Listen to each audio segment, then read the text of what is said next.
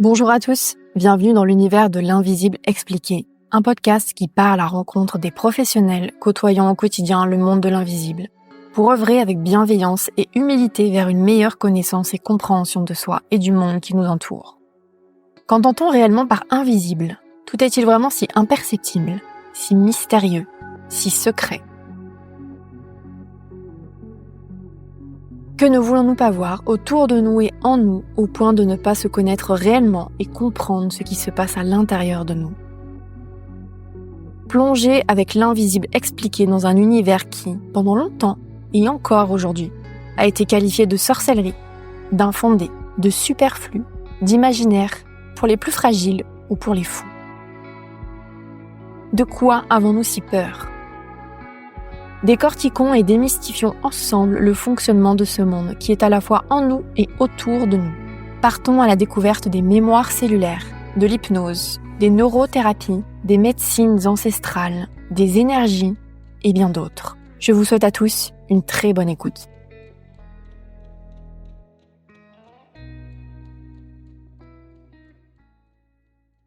Bonjour Alice. Salut Sophie. Je suis vraiment ravie de t'accueillir aujourd'hui sur le podcast L'Invisible Expliqué. Merci de m'inviter. C'est vraiment un plaisir de te recevoir. Donc Alice, tu es praticienne en hypnose depuis quelques années déjà. Donc tu vas nous expliquer qu'est-ce que l'hypnose, en quoi ça consiste et quelle est ta pratique aujourd'hui un petit peu plus tard dans le podcast. Ouais. Mais avant de nous parler de tout ça, si tu es OK, est-ce que tu peux nous parler de toi, donc qui tu es, quel a été ton parcours avant de pratiquer ce métier aujourd'hui, quelles ont été tes réflexions, ton cheminement en fait en quelque sorte, avant d'en arriver là aujourd'hui. Ok. Alors, je m'appelle Alice Bouvier, j'ai 33 ans et ça fait un moment que je me posais beaucoup de questions. Depuis toute petite, à l'école, j'étais un peu la copine à qui on pouvait se confier, qui qui était facilement dans le non-jugement en fait. Ouais. Pour écouter les autres, être dans l'aide. Et puis naturellement en fait, j'ai commencé un peu à me poser des questions sur la vie, sur ce qui peut se passer un peu après la vie, sur en fait, un besoin de sens dans tout ça. Déjà jeune à cette époque-là. Déjà jeune, ouais. Donc j'ai commencé un petit peu à travers des livres, à travers des vidéos, à me renseigner un petit peu sur tout ça, sur la physique quantique. J'avais besoin de sens. Mais ça restait un petit peu occasionnel. C'était pas C'était pas concret en tout cas à ce moment-là, quoi. C'est ça. C'était plus de la curiosité, quoi. C'est ça, la curiosité dans la vie, dans tout ça. Et puis la vie a fait que aussi dans mon parcours, j'ai côtoyé aussi des personnes qui peut-être un petit peu qui avaient des façons de penser un peu particulières. Et puis naturellement, du coup, dans mon parcours, j'ai continué à me former. Donc je me suis formée en tant qu'aide médico-psychologique. Oui, donc déjà vers un métier du soin, de l'aide, de l'accompagnement. C'est ça. Ouais, déjà dans le métier du soin. Ouais, j'avais envie d'aider les autres. Ouais. J'avais envie d'aider les autres. Et donc, après la formation d'AMP, j'ai commencé à travailler dans des structures avec des personnes polyhandicapées, dans des structures hospitalières. Et c'était super enrichissant. J'imagine, ça devait être c'était passionnant comme métier. Ouais. C'était, en fait, t'apprends autant des autres que toi ce que tu amènes. C'est vraiment donnant. Ouais, c'était une belle période. Ouais. Et puis même aussi émotionnellement, mine de rien, ça devait te prendre quand même beaucoup d'énergie, Oui, ça devait être... Ça prend de l'énergie et en même temps, quand tu vois des personnes parfois, par exemple, quand je travaille dans cette structure avec des personnes polyhandicapées, le matin, elles ont le sourire, elles te donnent la pêche. Elles ont une façon de vivre où tu te dis, mais en fait, toi, c'est pas tes petits soucis qui... non, en fait, faut avancer. Et en fait, t'apprends énormément. Ouais. C'est enrichissant. Et du coup, t'as envie d'amener de la joie de vivre. Eux, ils t'en donnent. Et ils te font voir la vie d'une autre manière, quoi. Exactement. Ils te font, je pense, tu switches, tu vois plus du tout ton quotidien de la même façon, ou tu l'abordes pas de la même manière, en tout cas. Tout à fait. Ouais. Tout à fait. Et t'as fait ça pendant combien de temps, du coup ? J'ai fait ça à peu près pendant 5-6 ans. Et ce qui s'est passé, c'est que par la suite, donc je continuais à lire beaucoup de livres, à me former, et j'étais intéressée par la PNL, la programmation neurolinguistique. Je sais pas si tu connais un peu. On en parle de plus en plus en tout cas, donc j'en ai entendu parler, ouais. C'est une pratique en fait. La programmation, c'est tous nos automatismes en fait, toutes nos habitudes de vie qui sont souvent ancrées en nous. La neurologie, le fonctionnement du cerveau, et linguistique, le langage. Donc le langage verbal quand les gens parlent, le langage paraverbal, c'est-à-dire dans l'intonation. Si je te dis oui avec assurance ou oui avec un doute, ça dit pas la même chose. Eh oui, complètement. Et dans le non-verbal, la gestuelle, la manière de se tenir. Et je m'étais dit à l'époque, mais c'est super en fait pour entrer en contact avec les personnes atteintes parfois d'handicap ou des personnes malades. Je pourrais encore mieux en fait communiquer et rentrer en lien avec eux. Ah oui, donc tu as envisagé la PNL pour l'introduire dans ton métier en fait. Tout à fait. Ok. Dans mon métier aussi, moi pour m'aider dans ma vie personnelle, parce que je pense que j'avais une tendance parfois que j'ai toujours un peu anxieuse à anticiper les choses. Ça devenait un peu négatif et je me suis dit mais pourquoi pas aussi avoir des outils pour moi, pour comprendre, pour m'aider, pour aider à communiquer avec les autres, pour apporter. Et je me suis dit oui, c'était dans ce but-là au départ. Oui, tant qu'à faire. Donc tu étais déjà aussi dans un travail sur toi aussi, en fait, avec tout ça. Tout à fait. Et donc voilà, j'ai commencé à me former à la PNL. Et puis, au fur et à mesure, dans mon travail, parfois il manque du personnel. On n'a pas le temps de mettre en place la communication, ce qu'on aimerait. Ouais. Et à certains moments, ça allait plus dans mes valeurs, en fait. Ouais. C'était en dissonance complètement avec. Ouais. Donc je me suis dit pourquoi pas pouvoir accompagner toujours des personnes, mais d'avoir moi mon activité pour accompagner avec mes outils. Parce que quand j'ai vu ce que ça pouvait faire, comme ça peut aider, je me suis dit oui en fait non, je veux continuer à apprendre, je suis passionnée et je veux pouvoir avoir ces outils et voilà, à la fois aider les autres et en même temps de se dire que chacun en fait est responsable. Toi tu apportes des outils. Tu apportes une clé parmi tant d'autres. Exactement. Mais tu fais pas à la place de l'autre, en fait. Et ça, c'est hyper important. La notion de responsabilisation et se dire qu'en fait, le gros du travail, c'est pas le praticien qui va le faire pour toi. Exactement. C'est toi-même. C'est ça. Fais un cadeau, en fait. Mais c'est vrai que sur le chemin, t'as besoin d'un petit coup de main, quand même. C'est ça. D'un ou plusieurs petits coups de main. Exactement. Pour t'aider, quoi. Comme une béquille, comme quelque chose qui est là, pour aider. Mais la personne, c'est elle qui avance, c'est elle qui fait son chemin. Et du coup, même dans le travail, ça aide aussi à, des fois, prendre un peu de recul et à se dire que, oui, en fait, on fait ce qu'on peut. Et en même temps, c'est un travail à deux, en fait. C'est un partenariat, tu vois. Ouais, c'est ça. Et ça, c'est un travail d'équipe, super. Quoi. Ouais, complètement. Et du coup, donc avec le temps, t'as vraiment, c'est ce que tu disais, tu as vu une dégradation des conditions de ton ancien travail qui était plus du tout en accord avec tes valeurs. Et donc à ce moment-là, tu t'es dit donc pourquoi pas allier à la fois la PNL et toujours ce métier-là, ou est-ce que tu as complètement switché et tu t'es dit je vais me lancer très rapidement pour accompagner les personnes, mais moi-même, mais hors de ce métier que tu pouvais pratiquer jusqu'à ce moment-là, quoi. J'avais envie au départ, d'avoir la PNL pour continuer quand même dans mon travail. Et puis en fait, quand tu commences à te former à la PNL, tu as l'hypnose qui est très vite arrivée, qui est en lien avec la PNL. Et à partir de ce moment-là, je me suis dit oui, j'ai assez d'outils pour accompagner. Et donc du coup, arrêter ce travail-là parce que ça devenait émotionnellement difficile quand t'es pas forcément aligné dans tes valeurs. C'est pas évident. Et je m'étais dit, pourquoi pas de temps en temps continuer des remplacements, faire des petites choses comme ça, en parallèle de mon activité. Oui. Et puis, finalement, la vie a fait que, j'ai démarré mon activité. Et puis, en fait,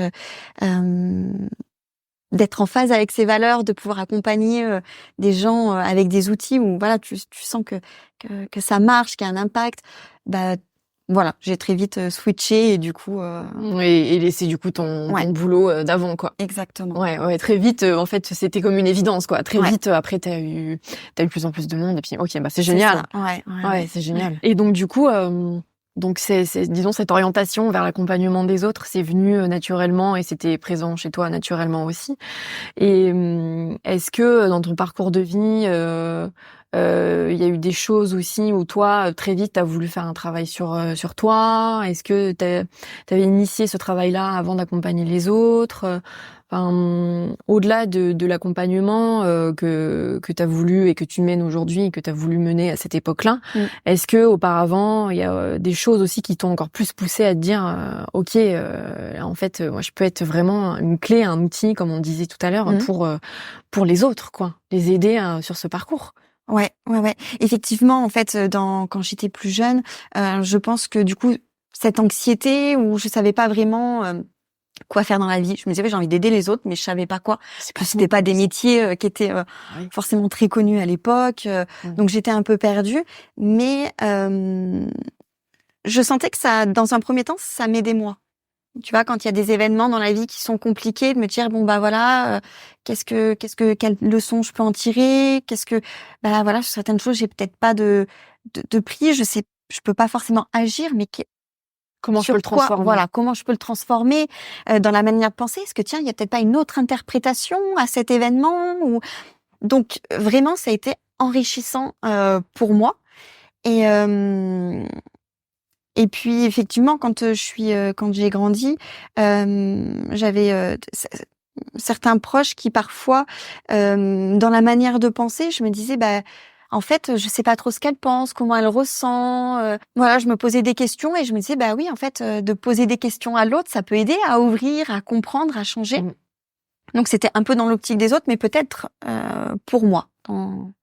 Ouais, c'est ça, cette c'est phase-là. que je pense le regard que tu pouvais porter sur les autres et leur comportement et leur vision des choses et leur manière de voir la vie, t'as aussi questionné.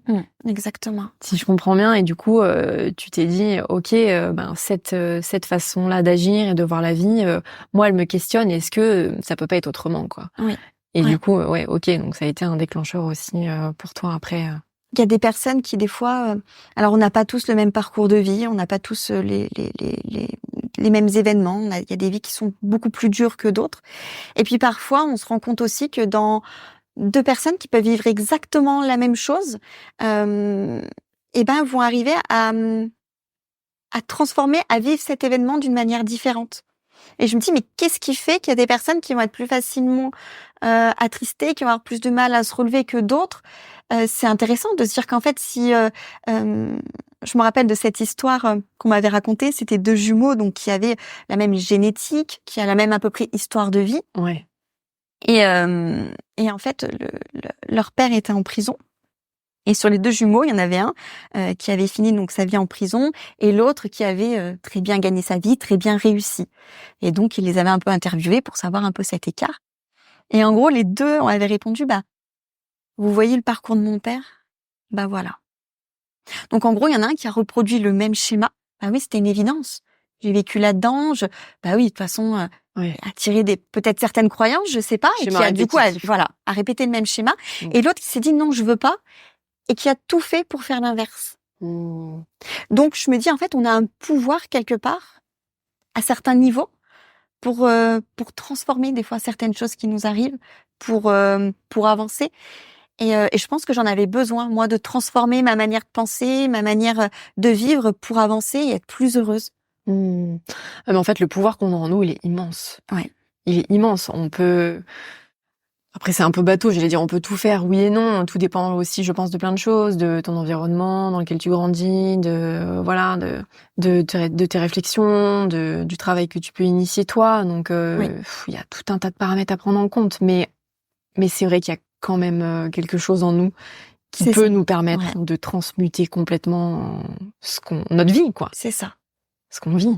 C'est ça. Donc, c'est pas forcément facile. Non. C'est pas forcément Mais je pense que rapide. c'est ce qu'il y a de plus difficile dans la vie. Ouais. Si on veut vraiment être honnête avec soi-même et si on veut vraiment être soi, quoi. Mais être soi, ça veut dire quoi? C'est évident. C'est ça. Qu'est-ce que ça veut dire être Je veux dire, on a tous l'impression d'être nous-mêmes, quoi. Enfin, tu vois. Et alors que parfois, en fait, pas du tout. On passe à côté de notre vie, on s'en rend même pas compte. Oui. C'est un chemin, en fait. Apprendre à savoir qui on est, ce qu'on aime, ce qu'on veut, nos valeurs.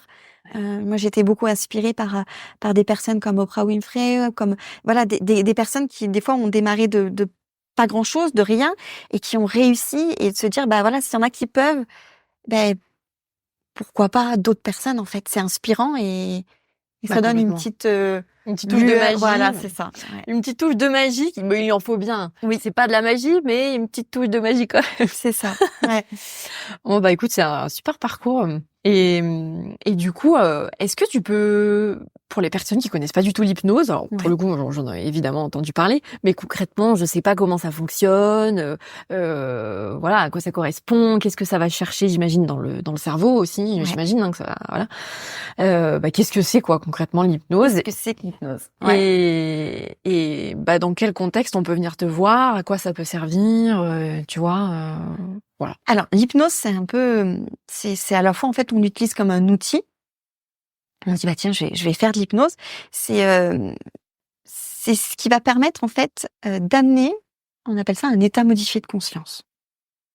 Alors, ça fait un peu jargon, un peu compliqué, mais dans la vie de tous les jours, toutes les 90 minutes à peu près, tu vois, on a l'esprit qui s'évade. Ouais. Surtout quand on est à l'aise, quand on est habitué, par exemple, si t'es à l'aise en voiture, on prend souvent les gens cet exemple. Si je suis à l'aise, eh ben au bout d'un moment, mon corps conduit tout seul. Je pars dans mes pensées, je conduis très bien. Et puis je reviens, je dis ah bah oui, j'ai déjà fait tout ce parcours. Ouais, c'est vrai que ça me fait souvent ça quand je conduis. Tu vois, des moments où t'as l'impression d'être absent, mais à la fois t'es quand même là. S'il y a un danger, un bruit, tu reviens. Ouais. Et donc c'est quelque chose de naturel que tout le monde fait naturellement dans la journée. Et là, en fait, en séance, et ben en fait, c'est consciemment, on va aller dans cet état-là. Un état où finalement, un peu, si tu veux, quand tu lis un livre, c'est des mots. Ouais. Et si le livre, il te plaît, tu vas te construire des images. Tu vas ressentir des émotions. Tu vas oublier des fois pendant le temps qui passe que tu es chez toi.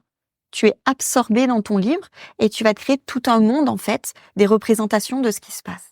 Et ben l'hypnose, c'est un peu pareil. En fait, c'est une forme d'introspection où tu vas un peu oublier ce qu'il y a autour. C'est pas que tu oublies, c'est que ça a moins d'importance. Ouais. Tu peux entendre, je sais pas, une voiture qui passe, mais t'es absorbé à l'intérieur de toi. Et c'est comme si on pouvait mettre sur pause. Ouais, t'es plus concentré du tout sur ce qui se passe à côté, quoi. Tu mets sur pause et tu dis, ok, qu'est-ce qui se passe? Et là, tu vas aller explorer tes pensées. Parce qu'on a énormément de pensées tous les jours. Bah, complètement. Et en fait... Je sais pas combien on en a d'ailleurs, mais ça doit être... Je me rappelle plus du chiffre. Des milliers, à mon avis. C'est énorme. Des milliers de pensées. Et en fait, ces pensées, tu n'as pas conscience de toutes ces pensées. Elles sont parfois automatiques. On dit même qu'on a à peu près 80% des mêmes pensées qu'hier. Donc ça aide pas trop à avancer. Ouais. Et donc du coup, ces pensées sont inconscientes et des fois elles sont aidantes, des fois elles sont limitantes, des fois elles sont jugeantes. Ces pensées peuvent créer des émotions. Ces émotions vont créer un comportement. Le comportement des réactions. Ah oui. Valider des croyances. C'est un cycle en fait qui se passe un petit peu à l'intérieur. Et l'hypnose, ça permet d'aller explorer tout ça en fait. D'accord, tu rentres vraiment en fait dans ton inconscient, très clairement. Ouais. On peut même dire qu'on va mettre un peu de conscience sur ce qui se passe inconsciemment. Si des fois on pense à quelque chose, il y a peut-être des images qui viennent, il y a peut-être des émotions, et l'hypnose, ça va permettre d'aller explorer. Bah tiens, là j'ai une émotion, par exemple, je ressens de la peur. Ok. Est-ce qu'il y a quelque chose qui te fait peur? À quoi tu penses? Elle est où cette peur? À quoi elle ressemble? Est-ce qu'elle a un message, quelque chose à te dire? Et en fait, plus tu vas à la rencontre de ce qui se passe, moins tu le mets de côté, plus ça s'apaise. D'accord. Tu sais, c'est un peu comme parfois c'est des pensées. Ça peut être une pensée. Finalement, je sais pas. J'ai eu la croyance, par exemple, que j'étais pas scolaire. Parce qu'à l'école, on me l'a répété, on le répète, puis ça s'ancre. Ouais. Puis du coup, ça peut avoir des limites dans le présent. Oui, finalement, si je suis pas scolaire, peut-être que de reprendre ses études, de faire ce travail-là, ça va être compliqué. Et donc du coup, on appelle ça en fait des croyances limitantes. Est-ce qu'en fait mes croyances, elles m'aident ou est-ce que elles me limitent? Voilà. Et ça dépend du contexte. Parfois, ça peut être une croyance dans un contexte peut être limitante et dans un autre aidant. Si par exemple je crois que, si on reste sur cet exemple, je suis pas scolaire, peut-être que ça peut aider la personne à travailler, à se former, à évoluer. Être comme un moteur, en fait. Voilà, ça peut être un moteur. Et puis parfois, ça peut être limitant parce que on a la croyance de pas être capable. Eh oui. Et donc, en hypnose, on peut aller explorer un peu ces croyances, savoir d'où elles viennent. Ah bah oui, je me rappelle quand j'avais 8 ans, je revois mon instituteur me dire ça. Ok, on va aller voir. Aujourd'hui, est-ce que tu penses un peu différemment parce que tu as grandi, tu as une expérience de vie, t'as plus la même vision qu'à 8 ans. Ah oui, c'est vrai qu'aujourd'hui. Ok, et on peut aller apporter des ressources en fait. Donc on peut pas changer le passé, mais on peut apporter des ressources dans notre inconscient, dans notre représentation de ce qui s'est passé. Et si on vient apaiser des choses, si on vient apporter des ressources, et ben finalement ça peut changer l'impact dans le présent. Mais oui, complètement. Et est-ce que tu vas modifier ces scénarios du passé ou est-ce que tu vas les identifier et les effacer, les reprogrammer? Enfin, comment ça se passe? En fait, un souvenir n'est jamais totalement réel. Un souvenir se reconstruit au fil du temps. Même une histoire que tu te racontes au fur et à mesure peut avoir des modifications. Je sais pas, tu peux parler d'un même événement dans ta famille, certains vont dire bah oui, elle a dit ça. Non, il s'était passé autre chose. Tu vois, des fois, ça se modifie déjà un petit peu légèrement. C'est vrai. Donc, on peut apporter des modifications. Mais le souvenir de base ne s'efface jamais. Oui. Quelqu'un qui a vécu un traumatisme gardera ce traumatisme. Par contre, on peut créer un peu des scénarios réparateurs, on peut créer des modifications sur ce souvenir pour qu'il n'ait plus la même charge émotionnelle. Eh oui, d'accord. Et du coup, si ça a plus la même charge émotionnelle, ça a plus le même impact. Eh oui, complètement. Donc, ça reste quand même, mais ça change, c'est différent. Ah oui, c'est incroyable. Ouais. Ah ouais. C'est quand même fou quand tu y penses. Enfin, oui. Et ça va. Et au niveau du cerveau, alors c'est peut-être un peu plus complexe là, mais qu'est-ce qui se passe exactement? Ça va jouer sur, j'imagine, le cortex, tout ce qui est lié à l'émotionnel. Ça peut jouer à l'émotionnel. Après, c'est aussi finalement les histoires qu'on se raconte, ça crée comme des chemins neuronaux en fait. Et plus on l'entretient, plus ça se renforce. Un peu comme une route. Plus tu vas emprunter la route, plus il y a des voitures, plus il y a du passage. On peut imaginer une autoroute en fait. Oui. Donc les connexions se font très rapidement. Ce qui fait que des fois, il y a un déclencheur, hop, ça reconnecte. Et puis, on peut vivre très souvent avec certains événements. Ce qui se passe, c'est qu'on peut aussi se dire, bah tiens, je vais créer quelque chose de différent. Un autre schéma, une autre manière de penser. Au départ, c'est pas évident parce qu'il y a plein de mauvaises herbes, la route, elle n'est pas encore tracée. Mais plus tu l'empruntes, plus tu crées une autre manière de penser, plus ça va s'intensifier, plus ça va devenir rapide. L'autre existera toujours. Mais il va s'effacer petit à petit. Et inconsciemment, celui-là, en fait, il amène un résultat bénéfique. Et ça va un petit peu switcher. Oui, c'est-à-dire que l'original va moins se manifester. Tout à fait. Peut-être va moins se réactiver. Voilà. Et le nouveau va prendre sa place. Oui. C'est ça. C'est incroyable, en fait, qu'on puisse faire ça avec nos neurones, en fait, c'est ça. Mais en fait, on nous a jamais appris à gérer nos émotions, à savoir comment on fonctionne. Et en fait, l'hypnose et la PNL, c'est des outils qui s'imbriquent pour justement se dire, tiens, en fait, c'est un peu comme un mode de fonctionnement, comment fonctionne notre cerveau. Et ils se sont rendus compte que en changeant certaines choses, ça changeait l'émotionnel. Et du coup, ça pouvait être aidant. Et du coup, ouais, c'est incroyable. T'as l'impression que c'est complètement que c'est de la magie, mais pas du tout. En fait, c'est hyper concret, c'est scientifique, j'ai envie de dire. Enfin, pour le coup, là, on parle de neurones, donc on parle pas de. C'est incroyable. Et combien de temps bon, après, je pense que ça dépend de chaque personne, mais combien de temps on met en moyenne à rentrer dans cet état de conscience modifié? Et comment tu arrives j'imagine que c'est en fonction de comment tu vas poser ta voix. Enfin, comment est-ce tu arrives à amener les personnes à rentrer dans cet état? Alors, c'est vrai que avec l'habitude, ma voix change un peu. J'ai une voix un peu différente pour accompagner en hypnose. L'hypnose, du coup, donc c'est quelque chose de naturel, c'est accessible à tout le monde. Mais il y a des personnes, par exemple des personnes créatives, des personnes qui sont souvent dans la lune, vont avoir peut-être plus de facilité à rentrer dans cet état-là. Même des personnes qui méditent, qui sont habituées à faire cette introspection, ça sera plus facile que d'autres. Un peu comme un sport. Plus tu t'entraînes, plus c'est facile. Ouais. Donc, c'est accessible pour tout le monde, mais ça peut prendre plus de temps et ça peut être plus compliqué pour certaines personnes. Ouais. Après, l'idée, c'est Donc, avec des outils, on appelle ça de la focalisation, quand on se... des fois, on voit, il y a des personnes, ils regardent un point, et puis en fait, ils sont plus là, c'est un regard un peu dans le vide. Oui. Du coup, voilà, il y a des techniques comme ça qui emmènent cette introspection. Après, c'est de voir, de travailler ses sens, de travailler, tiens, qu'est-ce que je ressens dans le corps? Ouais. De mettre aussi du visuel, si ça avait une couleur. Tiens, quand je pense à ça, est-ce qu'il y a une image qui me vient? Et puis, si je pars dans cette image, je suis moins dans le présent, je suis plus dans mon monde intérieur. Donc, ça aide. Après, il y a des techniques comme rajouter de la respiration, par exemple. Si je respire plus doucement, mon corps, il se calme. Je me focalise sur la respiration, je suis moins dans mes pensées. Ça peut aider. Donc voilà, il y a plein de petits outils comme ça qui aident. Donc on appelle ça de l'auto-hypnose quand on se le fait soi-même. D'accord. Mais finalement, même quand un praticien accompagne, c'est la personne qui décide quand même de rentrer dans cet état. On peut pas forcer à quelqu'un à rentrer dans un état d'hypnose. Eh oui, non. L'hypnose de spectacle, c'est les personnes les plus réceptives qui montent sur scène. Il y a le contexte, ils sont sur scène. Et même quand, par exemple, ils font la poule, ils sont conscients qu'ils font la poule. Qui font la poule. Exactement. Mais il y a un côté un peu où ça désinhibe, où finalement on rentre dans un jeu.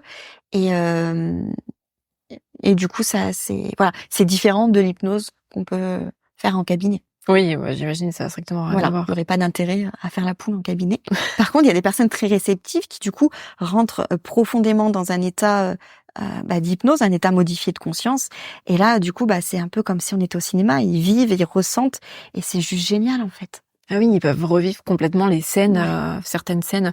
Et par exemple, quelqu'un qui vient te voir, je sais pas, après c'est hyper classique, mais quelqu'un qui veut arrêter de fumer. Ouais. J'imagine que c'est assez récurrent et que c'est un peu classique entre guillemets, mais comment ça se traduit dans une séance d'hypnose? C'est-à-dire que la personne, tu vas l'amener à ressentir ce qui se passe dans son corps quand elle fume. Tu peux. Ouais. Peut-être les moments où elle va stresser et du coup où elle va avoir besoin de fumer, revivre ces moments-là, et pourquoi Alors par rapport au tabac, alors je vais pas dire particulier, mais c'est une habitude qui a été mise en place. Donc dans un premier temps, c'est de la discussion, et c'est là où je me sers un peu plus de la PNL. D'accord. L'idée, c'est de comprendre quand c'est qu'elle a commencé à fumer. Pourquoi elle a commencé? Est-ce qu'elle fume beaucoup, pas beaucoup? Ça va jouer aussi pour l'accompagnement. Qu'est-ce que ça lui apporte de fumer? Si par exemple fumer, ça l'aide à gérer ses émotions et qu'elle a appris à gérer ses émotions en fumant, et que du jour au lendemain, on dégoûte du tabac. Comment tu gères tes émotions? Comment je gère? Je sais pas faire. Tiens, je vais manger, je vais prendre 10 kilos. Ça serait dommage quand même. Oui. Donc il y a toute une préparation pour est-ce qu'il y a besoin d'apprendre à gérer ses émotions? Est-ce que c'est une cigarette doudou? Est-ce que c'est une cigarette parce que je suis habituée, donc avec le café à la fin du repas, en montant en voiture au travail? Est-ce que cette cigarette, elle me permet de prendre une pause au travail? Parce que sans elle, c'est plus compliqué d'aller pause. Voilà. Je vais pas rien faire, je vais fumer. Ça aide aussi à se sociabiliser. Je fais quelque chose, l'autre fume, je fais pareil. Voilà, donc il y a plein de choses. Donc l'idée, c'est de repérer tout ça, de travailler en quoi c'est important, de repérer les valeurs de la personne. Si elle a une valeur liberté, si la santé, c'est important, on va augmenter ce qui la motive, ce qui l'aide, essayer de travailler sur changer les croyances, travailler sur ce qu'elle pense. Est-ce que si je pense que c'est très difficile d'arrêter, ça va être plus compliqué que si je pense que ça va être facile. Donc là, on peut repérer que oui, une femme enceinte peut arriver comme ça à arrêter de fumer, sans ressentir de manque, parce qu'elle a une sacrée motivation. Eh oui. Et c'est facile. Ouais. Donc, de repérer tout ça, et une fois qu'on a repéré, on va en hypnose. Et effectivement, si ça peut être de ressentir le corps, parce que le corps, au début des premières cigarettes, il a lutté, il a toussé, ça a fait tourner la tête. Ouais. Se rappeler un peu de tout ça, se reconnecter à son corps, et puis en fonction de tout ce qu'on a repéré, peut-être montrer, imaginer, tiens, comment elle va être la vie sans la cigarette? Qu'est-ce que ça va changer? Ah ouais, ça va être pas mal. Ou alors, oui, je peux continuer. Jusqu'à quand? Est-ce qu'il faut attendre une mauvaise nouvelle pour arrêter? Est-ce que vraiment ça m'aide tant que ça, la cigarette? Donc voilà, il y a plein de choses. Trouver un autre comportement. Et ça, après, du coup, en hypnose, ça facilite le changement, en fait. Il y a moins de pensées, on est plus dans le ressenti et du coup, c'est complémentaire. D'accord, mais c'est vrai que c'est quand même un bon exemple la cigarette, hein, parce que bon, c'est une addiction, hein, mais du coup, c'est comment tu peux changer tes habitudes et comment tu peux. C'est ça. Tu vois, on parlait du travail tout à l'heure. Sans la cigarette, je prends pas de pause, mais du coup, ça veut dire quoi? C'est que tu t'octroies pas de pause naturellement sans ça. Oui. Donc t'es aussi addict au travail, dans une sorte de voilà, je peux pas m'arrêter, quoi. Est-ce que je m'autorise? Est-ce que je me rappelle de j'avais une copine infirmière qui travaillait en cancérologie et en fait, elle avait pas le temps de prendre de pause. Elle avait pas le temps. Elle en pouvait en prendre qu'une seule. Ah oui, c'est toute une journée? Ouais. Enfin, ça dépendait des journées, mais certaines fois, elle pouvait prendre juste 5 minutes et elle allait fumer sa cigarette. Et elle me disait, mais qu'est-ce qu'elle était bonne, celle-là, de cigarette. Ouais. Et en fait, est-ce que c'était vraiment la cigarette qui était bonne ou est-ce que juste de prendre 5 minutes, d'aller dehors, de prendre l'air, de sentir le soleil, Bah oui, ça soulage. Et en fait, c'est juste qu'elle, elle se dit, bah, c'est grâce à la cigarette. Mais en fait, la cigarette, ça accélère le rythme cardiaque, ça détend pas. Bah oui. Mais le cerveau, en fait, il généralise. Eh ben oui, bien sûr. Et il se dit, c'est grâce à la cigarette. Mais en fait, non. Donc, la dépendance à la cigarette, la dépendance physiologique, elle est minime. Au bout de 3 jours, en principe, ça passe. C'est léger. C'est pas comme certaines drogues où tu vois l'alcool, quelqu'un qui est alcoolique, qui arrête, son corps va trembler, il va transpirer, son corps demande la substance. Ouais. La cigarette, c'est beaucoup plus émotionnel, psychologique. D'accord. Ok. Il y a quand même une nuance. Donc, par exemple, moi, j'accompagnerai pas des personnes vraiment en dépendance au niveau de l'alcool, des choses comme ça. C'est pas mon domaine. Ouais. Par contre, au niveau de la cigarette, c'est différent. Il n'y a pas de danger d'arrêter comme ça du jour au lendemain la cigarette. Eh oui. D'accord, ok. Donc, voilà. Oui, donc les personnes qui ont vraiment du mal à se détacher de la cigarette, c'est aussi c'est un vrai travail profond et sur soi qu'il faut entamer, je pense, parce que si effectivement, au bout de 2-3 jours, comme tu le disais, il y a plus d'effet réellement sur le corps. Oui. Et il y en a qui ont des déclics, il y en a qui du jour au lendemain vont arrêter. Et oui, des fois, ça va traverser l'esprit, mais ça passe. Mais ça passe, quoi. Ouais. Et est-ce que, pourquoi on vient te voir le plus souvent? Est-ce que il y a une thématique qui ressort plus que les autres ou pas spécialement? Alors après, ça dépend. Ça dépend des périodes, mais personnellement, ce que je préfère dans l'accompagnement, c'est au niveau de l'anxiété, de la gestion d'émotions, le manque de confiance en soi, par exemple, manque de confiance, l'estime de soi. Ça, c'est vraiment des choses dans lesquelles je suis plus à l'aise, que je préfère accompagner. Par exemple, je ne fais pas la perte de poids. Ah, on peut faire de l'hypnose pour la perte de poids? Je savais même pas. Alors, c'est parce qu'en fait, c'est complexe. Par exemple, dans la perte de poids, une personne qui va me dire, oui, je mange bien. Qu'est-ce que ça veut dire bien manger? Oui. Des fois, il y a trop en quantité. Des fois, c'est la Trop qualité. gras. Voilà. Donc, il y a plein de choses à prendre en compte. Est-ce que la personne, elle bouge? Est-ce qu'elle est sportive? Oui. Il y a toute l'hygiène de vie. Donc, c'est pour ça que, pour moi, c'est pas mon domaine. Mais parfois, il y a de la prise de poids émotionnelle. Est-ce que je mange pour me réconforter? Est-ce que, tiens, il faut que je sois forte? Alors, inconsciemment, le corps, il a besoin de s'endurcir pour faire face à des événements, par exemple. En fait, l'inconscient, lui, fait des liens des fois un peu bêtes. Faut être fort, je me renforce. Ou tiens, si je prends un peu de poids, je suis un peu moins désirée, ça me protège. Il y a plein de choses qui peuvent être. Donc, à ce niveau-là, l'hypnose peut aider si c'est émotionnel. Si c'est émotionnel. Voilà, à ce niveau-là, oui. Le reste, du coup, il y a des diététiciens, il y a d'autres spécialités. Ouais. Par contre, pour l'anxiété, l'idée de l'anxiété, c'est que souvent, on va se projeter dans l'avenir. D'accord. Donc, c'est qu'on a une bonne imagination, mais on se projette souvent d'une manière négative. Oui. Oui. Alors, le côté positif, c'est que, tiens, si je me projette et je suis un peu anxieuse, j'ai peut-être imaginé tous les scénarios possibles. Ça me permet d'anticiper, d'essayer de contrôler. Sauf que souvent, ça ne se passe pas comme ça. Sauf que tout le temps que j'anticipe, je ressens ce que j'imagine, parce que le cerveau, il fait pas trop la différence entre le réel et l'imaginaire. Donc, je ressens de l'anxiété alors que je suis chez moi, je suis très bien. Mais juste, je pense à tout ça. Mon corps y réagit. Donc, j'imagine des scénarios anxieux en plus. Et finalement, on peut pas contrôler, on peut pas forcément agir. Donc, l'idée, c'est aussi de se ramener au présent, de pouvoir travailler sur ses ressources, sur ses capacités, reprendre confiance en soi, se dire que, oui, il y a peut-être toutes ces possibilités, mais il y a peut-être aussi d'autres possibilités. Peut-être que ça peut bien se passer. Et du coup, c'est donc l'hypnose, En fait, c'est des gens qui sont souvent très doués en hypnose. Ah oui. Ben oui, parce qu'ils s'auto-hypnotisent dans leur scénario. Et vu qu'ils n'ont pas, entre guillemets, le mode d'emploi, c'est pas forcément aidant. Eh oui, oui, oui, d'accord. Mais si tu apprends comment ça fonctionne, tu reprends en fait du pouvoir, des capacités sur ce qui se passe à l'intérieur de toi pour le transformer en quelque chose d'aidant. Et par exemple, tout à l'heure, là, tu citais quelqu'un qui va prendre un peu de poids. Par exemple, c'est pour se protéger ou des choses comme ça. La personne, quand elle est en séance d'hypnose, elle va... est-ce que c'est elle-même qui va identifier, j'imagine que oui, qui va identifier, ok, donc en fait, j'ai ce poids-là parce que je me protégeais de quelque chose. Et pourquoi est-ce que je me protégeais de quelque chose? Est-ce que c'est lié à un événement que j'ai vécu dans ma vie?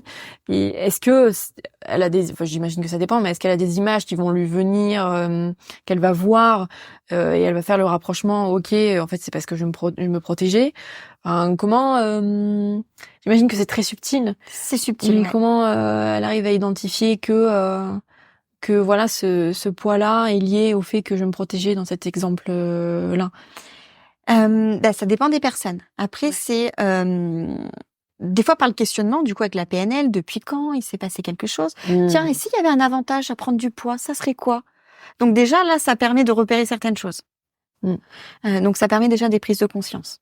En état d'hypnose, c'est bien de se rappeler qu'un souvenir n'est pas forcément réel. Donc c'est pas parce qu'il y a cette image qui revient qu'il s'est passé exactement ça. Ouais. Voilà. Par contre, oui, on peut remonter à, en fait, c'est un peu un état différent. C'est un peu comme on ouvre une porte. Et des fois, l'inconscient il dit, tiens, s'intéresse à moi, je vais lui donner ces infos. Donc il y a des infos qui peuvent remonter. On se dira, oui, effectivement, quand j'étais petite, on me disait toujours, pour être en bonne santé, il faut manger. Eh oui. Par exemple. Donc on se rend compte qu'il y a une croyance qui est venue, qui a emmené un comportement. Donc on peut travailler sur cette croyance. Ouais. Tiens, aujourd'hui, qu'est-ce que tu en penses? Comment ça peut être différent? Comment aider cette partie de toi qui a cru pendant longtemps que ça pouvait l'aider? Mais on n'est pas obligé de se baser sur le pourquoi. On peut aussi aller sur le comment.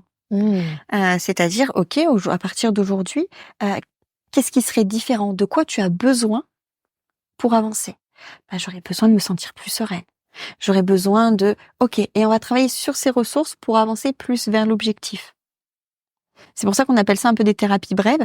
C'est en fait, souvent, c'est bien de travailler les deux. De travailler le passé, d'apaiser les émotions du passé, mais aussi de se dire, qu'est-ce que je veux? Ça sera comment? C'est un peu comme si tu prends un taxi, tu dis, ok, je veux quitter cet hôtel. Ok, mais il peut rouler pendant longtemps. Tu vas aller où? Voilà, tu vas aller où? Là, tu dis, c'est ça que je veux. Je vais ressembler à ça, je vais vivre comme ça, je vais penser comme ça, et ça donne cette direction pour que inconsciemment, en fait, ça t'aide à avancer dans cette direction-là. Ouais, donc en fait, c'est hyper complet. C'est-à-dire que tu vas à la fois travailler sur ce qui a pu déclencher ton état actuel et ce que tu veux pour l'avenir, quoi. Oui. Et ce que tu veux justement pour l'avenir, les patients, comment? Est-ce que tu le travailles aussi ça dans des séances d'hypnose quand ils sont en état modifié de conscience, ou est-ce que là pour le coup c'est du travail plus sur la verbalisation, sur ce qu'ils ont envie de... Les deux, mais c'est intéressant de le faire aussi en hypnose parce qu'en hypnose tu te projettes vraiment en fait. Donc ça permet de le vivre différemment, ça permet donc de repérer un peu les bénéfices secondaires, de voir l'impact que ce changement-là peut avoir dans ton quotidien.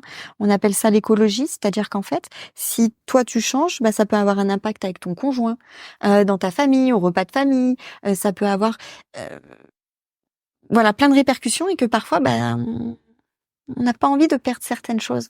Ouais, bien sûr. Et donc de le visualiser, de le vivre en hypnose, on peut se rendre compte un petit peu de tout ça en fait. Et de le prendre en compte. Et généralement, les séances d'hypnose, en moyenne, il y a besoin de... Tout dépend aussi, j'imagine, du sujet, mais est-ce qu'une séance peut suffire en fonction d'un sujet, ou est-ce que c'est un petit peu léger? Est-ce qu'il faut quand même plusieurs séances? En principe, je dirais, ça va entre 3 et une dizaine de séances. D'accord. Après, j'ai envie de dire, ça dépend. Parce qu'il y a des personnes avec qui, en fait, c'est plusieurs points en fait qui vont être travaillés pour avancer. Donc ça peut prendre beaucoup plus de temps, Mais entre 3 et 10. ça arrive parfois que, par exemple, surtout avec les enfants, parce que les enfants, ils ont une super imagination. Un enfant, s'il joue à être Superman, il est Superman, il a les super pouvoirs et il vit son truc. Bah oui. Il a moins de croyances limitantes. Ouais, oui. Et du coup, ça arrive que oui, avec des enfants, en 2 séances, on lui apprend à gérer ses émotions. Il peut avoir du changement. Avec les adultes, ça arrive aussi, des fois, d'avoir aussi des changements rapides en quelques séances. Ouais.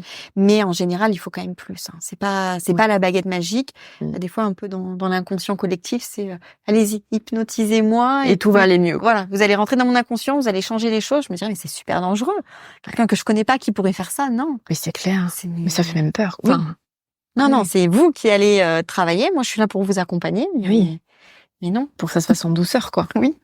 Et t'as beaucoup d'enfants ou c'est quand même Alors, c'est généralement pas ma spécialité. Moi, je reçois à partir de 6 ans. Mais oui, en principe, avec les enfants... c'est à partir de 6 ans. Ouais. En tout cas, moi, personnellement, c'est-à-dire que la compréhension du langage, c'est... voilà. C'est différent. C'est différent. 6-7 ans, c'est là où ça commence vraiment à se mettre en place. Au niveau de l'accompagnement en hypnose, c'est là où voilà, tu peux vraiment aider. En dessous, je fais pas. Par contre, moi, ce que j'ai besoin, c'est que l'enfant soit demandeur, qu'il ait envie. Donc, on fait une première séance, on discute. Parfois, il y a aussi la demande des parents, qui est différente de la demande de l'enfant. Et oui. Donc, qui est différente. Ouais. Donc, c'est la première séance, engager l'enfant, qu'il ait envie de venir, et puis travailler sur son objectif à lui. Et puis après, pourquoi pas travailler en lien avec l'objectif de papa, maman. Mais si c'est en corrélation, quoi. C'est évidemment. Ça. Voilà. Des fois, c'est différent. Et puis parfois, on travaille quelque chose et ça bouge. Si l'enfant, par exemple, il a besoin d'attention ou il travaille sa confiance en lui, ça aura des répercussions dans d'autres domaines avec ses parents. Donc. Bah oui, non, mais bien sûr. Et donc du coup tout à l'heure tu évoquais un petit peu la PNL. Oui. Donc si j'ai bien compris, tu t'en sers évidemment en fonction du patient que tu reçois et de la problématique. Mais quelle est la différence concrètement déjà, qu'est-ce que c'est la PNL pour les gens qui ont jamais entendu parler, et quelle est la différence, j'imagine que c'est assez subtil, mais entre ça et l'hypnose? En fait, la PNL, c'est une méthode qui a été découverte par un mathématicien et un linguiste. Et ils ont repéré, en fait, on appelle ça modéliser. Ils ont observé des thérapeutes hors du commun, des thérapeutes qui arrivaient bien dans leur domaine. Donc, il y a eu Milton Erickson, le père de l'hypnose, Virginia Satir. Enfin bon, il y a eu d'autres thérapeutes. Et ils se sont dit, tiens, quand elle fait comme ça fonctionne. Donc, on va repérer la structure de l'accompagnement et on va créer une méthode. Pareil avec Milton Erickson, voilà, avec plusieurs thérapeutes. Et voilà, ils ont créé une sorte de boîte à outils pour que les gens puissent s'en servir pour accompagner. Donc, c'est là où ils ont appelé ça la programmation neurolinguistique.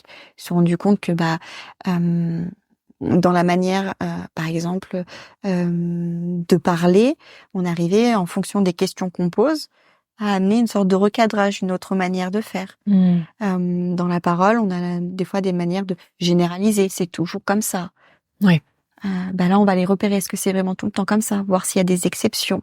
Qu'est-ce qui se passe quand c'est différent? Et en fait, cette boîte à outils permet d'approfondir le raisonnement de la personne. Ils sont basés sur des choses comme les mouvements oculaires. Si on regarde en haut, c'est visuel. En bas, on est dans le ressenti. Maintenant, il y a ils remettent un peu en doute certaines choses. Mais dans cette boîte à outils, il y a des choses très efficaces. Ils se sont rendus compte que si un souvenir, tiens, quand je repense à ça, en fait, je le revois en grand devant moi. Il y a beaucoup de sons, beaucoup de détails. Ça me crée beaucoup d'émotions. Si on change un paramètre, si on le place un peu derrière, si on le floute, si on change des choses, ça crée plus la même émotion. Ah oui. Donc, voilà, on va se servir un petit peu de tout ça. Et donc, ils ont modélisé Milton Erickson. Et donc, il y a dans le langage, voilà. Et c'est pour ça que c'est un petit peu lié. Et on peut se servir de ce questionnement en état d'hypnose et en dehors. Et ce questionnement emmène aussi des fois un état d'introspection. Donc c'est pour ça que la PNL et l'hypnose, pour moi, c'est 2 outils, les 2 facettes d'une même pièce en fait. Ouais. Et tu t'en sers à chaque fois les deux pendant les séances. Oui. Dans tous les cas, quand je communique, j'observe le langage non verbal. Tiens, quand elle me dit papa, et elle a un peu de micro-expression de peur, je pourrais dire tiens, qu'est-ce qui se passe là à ce moment-là? Oui. Ça permet de creuser à certains endroits où la personne n'a pas forcément conscience. Donc en fait, c'est hyper révélateur oui. Aussi sur des choses que parfois on peut ne pas t'exprimer en séance parce que on n'y pense pas oui. et parce que comme tu dis c'est inconscient. Et du coup ça te permet en fait de lire autrement. Oui. Autrement que dans les paroles. Oui. Tiens, qu'est-ce que vous venez de vous dire à tel moment? Ouais. Ah bah oui, c'est vrai que... Et donc, ça amène une prise de conscience et c'est hyper intéressant. Ouais, donc les deux sont vraiment liés. Oui. Bon, c'était hyper intéressant. Voilà. Merci Alice. Je sais pas si tu as une dernière chose peut-être à partager ou pas spécialement. En tout cas, ça a l'air complet, je pense. Ouais, merci Sophie. Hyper complet. Merci beaucoup Alice. C'était un plaisir. Plaisir partagé. À très vite. Au revoir Sophie. Au revoir. Merci pour votre écoute. J'espère que cet épisode vous aura plu et appris de nouvelles choses. Si vous souhaitez témoigner d'une histoire personnelle ou de votre parcours professionnel en lien avec ce podcast, n'hésitez surtout pas à m'écrire sur l'invisibleexpliqué.podcast@gmail.com. L'adresse est en description. Si vous souhaitez également me soutenir, je vous invite à laisser un commentaire, à liker et surtout à partager ce podcast. C'est le meilleur moyen de le faire grandir et pour ça, je vous en remercie. À très vite dans un prochain épisode.